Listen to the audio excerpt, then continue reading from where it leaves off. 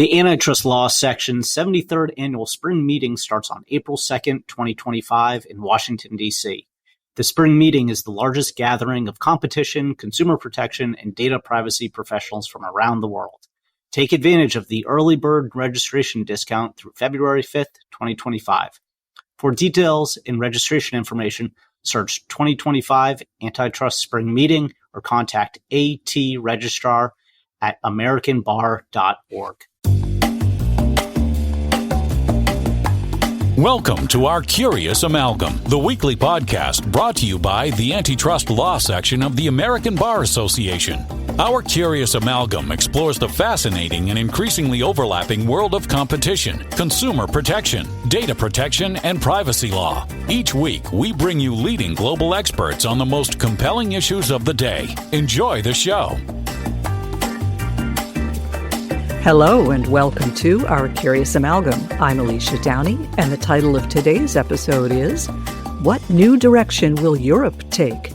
New Ideas and New Leadership at the European Commission. It would be an understatement to say that 2025 will be an unsettling time for antitrust and competition law in many jurisdictions. The U.S. will be led by a new administration with policy ideas very different from those of the Biden administration. Our neighbors in Canada and Mexico are also looking at major changes on the horizon, topics we'll be covering in other episodes. Today, we're going to hear why there could be significant changes in the European Union's competition policy as Teresa Ribera begins her tenure as the head of competition policy at DG Comp. As a hint of things to come, Ms. Ribera's actual title is Executive Vice President for a Clean, Just, and Competitive Transition, echoing EC President Ursula von der Leyen's competition policy mandate, which I quote, "Europe needs a new approach to competition policy, one that is more supportive of companies scaling up in global markets, allows European businesses and consumers to reap all the benefits of effective competition, and is better geared to our common goals, including decarbonization and a just transition." But before we talk about that, I'd like to welcome my co-host, Subrata Bhattacharjee. Hi, Subrata. Hey, Alicia, how are you? Thank you so much. And what a great introduction to what is a very, very important podcast for us. We thought that to really take us through some of these changes, both in terms of policy and in terms of a leadership change at the Commission, we'd have John Davies speak to us about that. And so John's joining us today. He is senior advisor at Brunswick Group, where he's been for about 5 years. Brunswick is a leading critical issues advisory firm. And there he co-leads the firm's global antitrust and competition practice. But before that, he, of course, spent over 30 years as an antitrust lawyer practicing in London and Brussels. John currently advises clients on public affairs and media aspects of regulatory situations, particularly in relation to merger and foreign investment approvals. And just by way of a bit of a preface, we thought that John would be the ideal person to talk to us about the issues, Alicia, that you've raised, both in the form of the Draghi report, which in proposing a new plan for Europe's sustainable prosperity and competitiveness, also contains some reflections on the role of competition policy. So we would like to sort of get some views on that. And then, of course, John's going to hopefully tell us a little bit about the appointment of Mrs. Ribera as the new competition commissioner and successor to Mrs. Vestager. So, John, welcome to our Curious Amalgam. Thank you very much, Alicia and Subrata. Very kind of you to answer to do this, and very thank you to the ABA as well. Delighted to be here. It's certainly a good time to be reflecting on these issues over the next 12 months as the new commissioner settles into her role. There's going to be a lower level of predictability as to outcomes compared with the nearly 10 years of her predecessor. And I suspect there's going to be a lot more what you might call new advocacy being engaged with in seeking to persuade the Commission to accept mergers based on some of the concepts coming out of the Draghi report and what's been said prior to Commissioner Ribera's taking her role. That's a really, really great place to start. I guess when we're talking about the Draghi report, we should sort of step back a bit and talk about what it is. And so, obviously the EU has been evaluating the role of competition policy within a broader competitiveness framework for some time. But how did we get here? Well, Subrata, I think the first thing I'd say is this isn't the first time that the European Union has taken or wanted to take a long, hard look at the way in which competition policy is implemented. It happens typically at the beginning of a new European Commission mandate, and indeed at the beginning of Margaret Vestager's second mandate, there were very similar discussions about the need to modify the way in which competition policy was being enforced. And there were some pretty high-profile statements being said at the time by heads of state, including Emmanuel Macron. I think, however, this time it's different, and we should really try to unpack what those differences are. Subrata's referenced something called the Draghi report. And by the way, for listeners, we'll put a link to that report on the webpage for this episode. But can you just tell us a little bit more in concrete terms? When did it come out? What is it?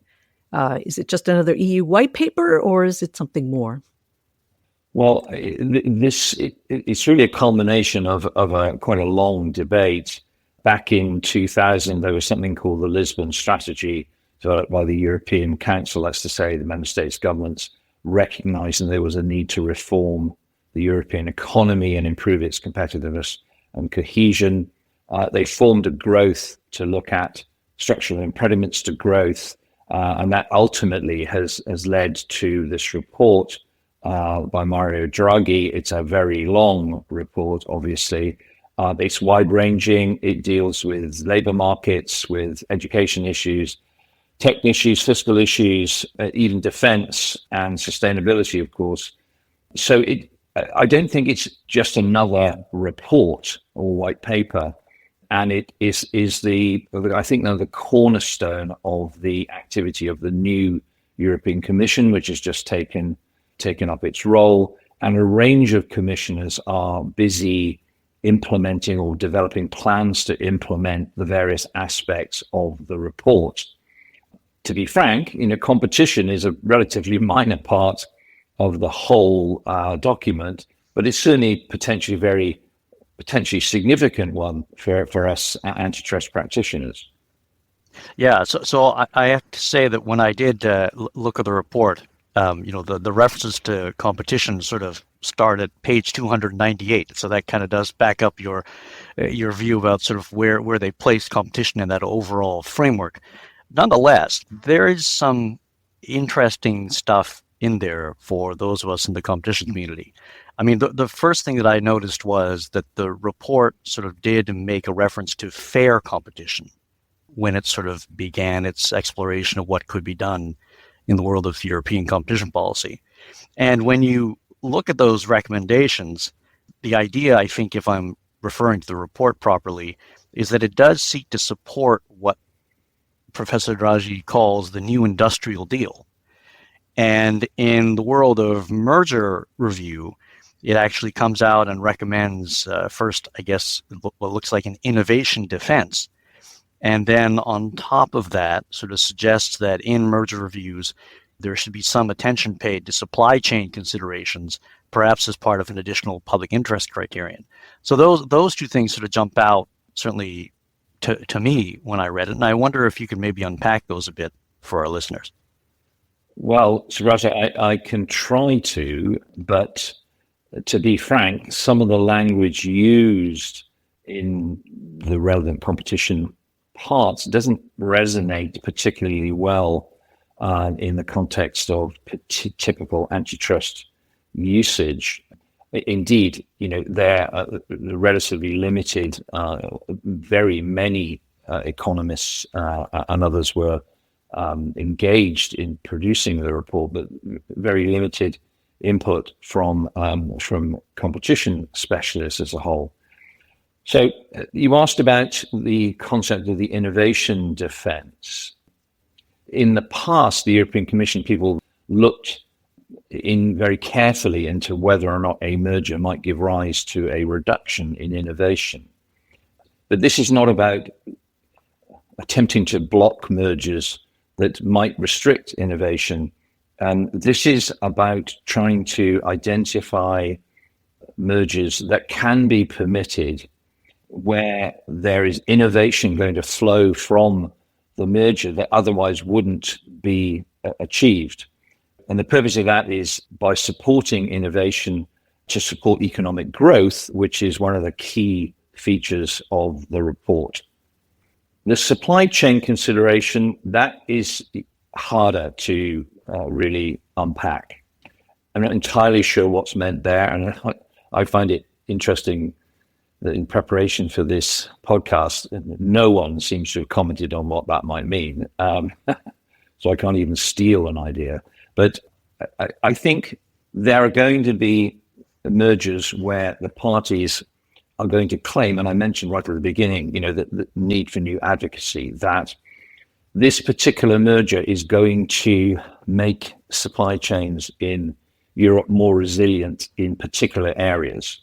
That could be, for example, in the area of a semiconductor merger. Not that Europe has got major semiconductor players like the US, but there are those that have particular technology that is used around the world. One might imagine that if the arguments were made that a particular merger might improve the availability of a certain technology or component for it going forward with the European industry, that might be regarded as a way in which the transaction might be approved. To me, when I read those sort of two recommendations, the first thing that jumped out at me on innovation defense, and maybe we'll get into this later on in this podcast, is sort of whether that sort of is really supportive of the idea of a national champion kind of analysis in otherwise traditional merger review. And on supply chain considerations, I guess the interesting part to me was whether or not this would then expand sort of unpredictability if this is implemented through some sort of additional layer of public interest criterion. So the takeaway certainly for me, and I probably would not be alone in that, is that if I've got this right, if these recommendations are implemented, and I'm going to ask you sort of how they might be implemented as my next question, they would, I think, lead to a fair degree of uncertainty into the merger review process in Europe. But then I guess the question is really, will they be implemented through changes in law or regulation? How would that happen if there is some appetite to put the recommendations of the report into a more sort of tangible form?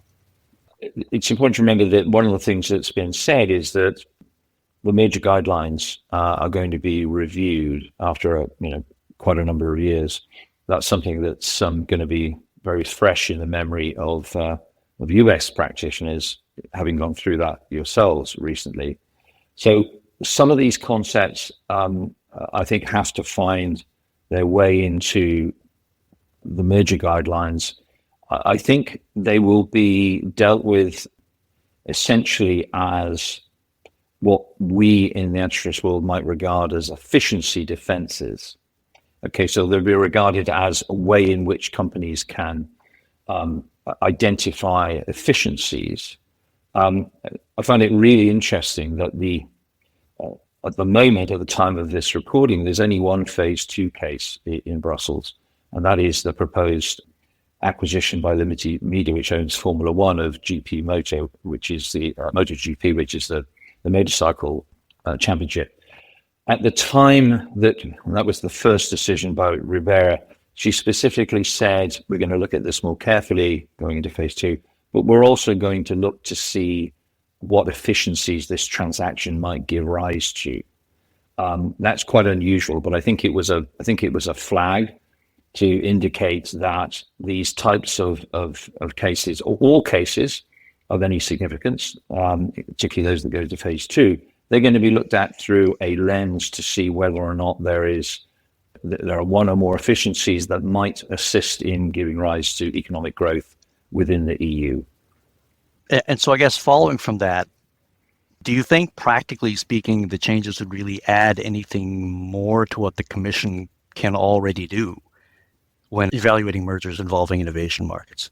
Well, as I said, historically, the Commission has looked at innovation markets to check that beyond the usual antitrust issues, there is not a hidden restriction on innovation through R&D combination or what have you. That's been done in pharmaceuticals and in chemicals as examples. Here, this is a different approach. This is, as I say, it's going to be looking to identify, no doubt with the aid of the advocacy of the parties, the economic efficiencies, including in innovation. So, this merger will give rise to the opportunity to do this, which the companies couldn't do on their own, and then ultimately balancing that against any perceived competition detriment. And I think that is where the difference will lie going forward. And I said at the beginning, we're going into a period of greater unpredictability because we don't really know where the guidelines will be, what you need to do to kind of save a merger that otherwise might be blocked. But nevertheless, you can be sure, and I've already seen it, there's going to be a lot of activity of companies wanting to test the water of the new propositions as thoroughly as they can. And ultimately, I believe it'll only be a relatively small number of cases, to use the American expression, at the margin, that will give rise to a different approach. But I can give you one example, perhaps. Everybody knows about the Siemens-Alstom case, which was blocked because the parties failed to show that the Chinese competition they claimed was happening. It's very interesting that Ribera mentioned in her paper prior to confirmation that regard should be had to the willingness of customers over time to consider novel suppliers which have developed products in other regions. So that leads me to the question of whether under the incoming commissioner, a merger such as Siemens-Alstom would be cleared on the basis that the Chinese are coming rather than the Chinese are here. So there's a proposition there, and that ultimately is, frankly, a geographic market question. How big is the geographic market, and how far forward can you look to see how the geographic market might develop in future years? What then do you expect, or what do we know about what Teresa Ribera's other priorities might be, and how might they differ from her predecessors? Well, I think that she's got to take into account everything that's said before. Obviously, the Draghi report, in a sense, is a starting place. There was an earlier report called the Ladner report, but let's think about Draghi. That has been in part taken up by von der Leyen in her kicking off the commission and the mission statement that she sent to all the commissioners, each individually tailored, which you mentioned in your introduction. She has said various things in her written statements of confirmation, and what she said in the confirmation hearing herself is that she clearly expects there to be a refreshed look at competition to support those elements that are regarded as being crucial for the European Union under Draghi and as directed by von der Leyen. That's clearly a question of looking at ways to achieve more growth, and therefore any merger that might achieve growth in different ways, including in innovation, is going to be looked at through a different lens. The other thing I'd say in practice is that we expect the President von der Leyen to play a more significant role in the outcome of difficult cases. Some people will be aware that she's been rather unwell recently, but she has asked for a review of all sensitive competition cases so that she's aware of what's coming down the pipeline. So I think going forward, we will see decisions made in a more collegial way. So I would expect Ribera to be working more closely with von der Leyen. And indeed, the Commissioner for the Internal Market, Philippe Séjourné, who's a Frenchman, may play a role. He'll certainly be approached by a number of parties. John, one of the things that has sort of arisen, I think, throughout the changes that the Commission is looking at is the suggestion that European champions should be supported, and the creation of champions would be advisable to enhance, I guess, Europe's competitiveness compared to the US and China. How do you think this is going to roll out with the member states? Well, I think some member states will struggle because it quite likely, as we've seen as Alstom, that a European champion style merger will come from the larger member states. And so there'll be an issue about whether or not competition in the small member states markets, in a sense, has to be sacrificed in order that giving you an example, Franco-German, possibly Italian company would be more successful on international markets. For me, it's important to say that I think only a small number of cases are going to be affected by the approach. You might ask, how is DG Comp going to approach it? Well, they're going to have to explain, first of all, why high market shares in national European markets don't give rise to competition issues. They're perfectly capable of doing that. They can write a decision a number of which ways. They might be able to find a route through a remedy package, which gives a leg up to smaller European players and still gets the deal approved.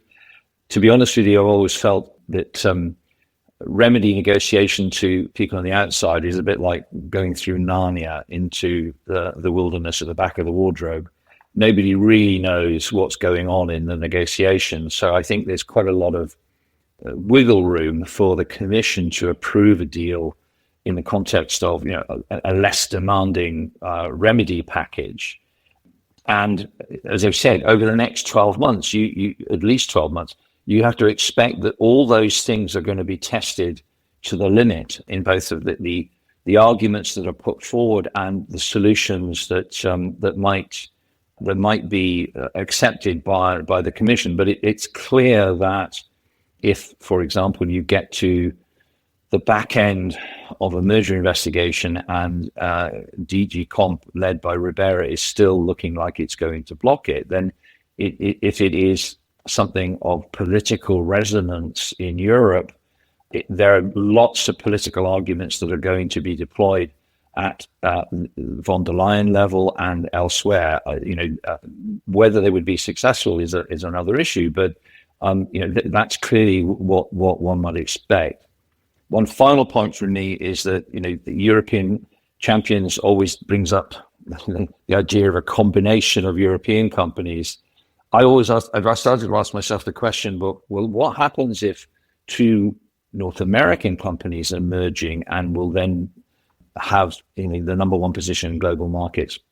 Will European complainants concerned about that get a better hearing because their position going forward is going to be affected by the creation of a non-European champion? Well, as you mentioned at the outset, John, there will be lots of opportunities for creative, novel ideas to be argued. And we'll look forward to seeing what happens. Thank you so much for your insights. It's been a fascinating conversation, but we can't let you go just yet. Before we let you go, we'd like to get to know you a little bit better as a person. So, can you tell us something interesting or unusual about yourself that is completely outside of your professional life? Well, some people regard me as a professional Welshman, by which I mean I support my Welsh rugby team through and through, and I've managed to inculcate that with now my adult children, and we all go and watch whatever the outcome. What is the most complicated Welsh word that you can pronounce? What a great question. I'm going to choose hoel, which is a Welsh word. It's a very short word, but it means something that doesn't really translate into English. It means a kind of longing and fervor for the history and culture of the country. Very Welsh, very poetic. And finally, we're going to play a little game we call the Curious Hat. And now it's time for the Curious Hat! The rules of the game are very simple. I will ask Subrata to pull a random surprise question out of our virtual hat. So take it away, Subrata. What's your favorite Welsh rugby team? Our favourite Welsh rugby team. It's the Llanelli Scarlets. Can you spell it? You certainly can, but we don't want to take up the time. All right, why are they your favorite? We need some insight. Just simply a rugby team with great tradition, based in West Wales. They have had remarkable success. I'm sure your North American listeners will have heard of the New Zealand All Blacks. Well, famously, the Llanelli Scarlets beat the All Blacks now kind of 30 years ago, but for a local team to beat the All Blacks was pretty exceptional. Well, go Scarlets. Thank you, John, and thank you, Subrata. Thank you, listeners. Tune in to next week's Our Curious Amalgam. Thank you for listening to this week's episode of Our Curious Amalgam, a competition, consumer protection, data protection, and privacy law podcast. It is produced and shared around the globe by ABA's Antitrust Law Section. The opinions expressed by the participants in this podcast are their own and do not necessarily represent their employer or other organizations. If you like what you heard or would like to become a member of the American Bar Association, please check out what the Antitrust section has to offer at ambar.org/antitrust. You can learn more about our podcast at ourcuriousamalgam.com. If you have comments, suggestions, or podcast ideas, please reach out to us at podcast@ourcuriousamalgam.com. Until next time, thank you for listening.